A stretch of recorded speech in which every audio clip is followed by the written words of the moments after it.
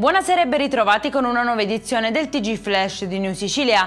In apertura svolta nell'inchiesta Mafia e Appalti, ritrovati dopo 30 anni i brogliacci originali delle intercettazioni del 1992, abbandonati in un vecchio archivio a Palermo. Le ricerche, durate oltre 2 anni, sono state coordinate alla DDA di Caltanissetta. Il materiale è ora al vaglio degli inquirenti e potrebbe riaprire scenari mai chiariti.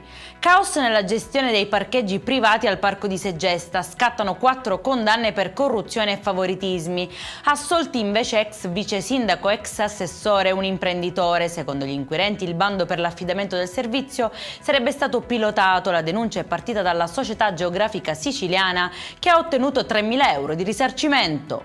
Molestavano gli automobilisti al casello di San Gregorio di Catania chiedendo soldi in modo insistente e offrendo falsi biglietti del pedaggio. Dopo numerose infrazioni 2 donne sono state multate e il questore ha emesso il Dacur vietando loro di tornare nell'area per garantire sicurezza e ordine.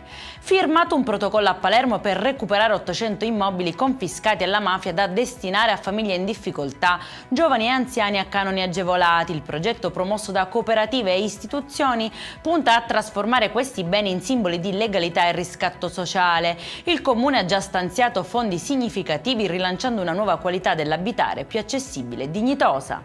E in chiusura il meteo, domenica infuocata in Sicilia anche per la giornata di domani, allerta rossa per ondate di calore su Palermo, arancione su Messina e giallo su Catania, temperature in impennata e pericolosità media per il rischio incendi su tutta l'isola.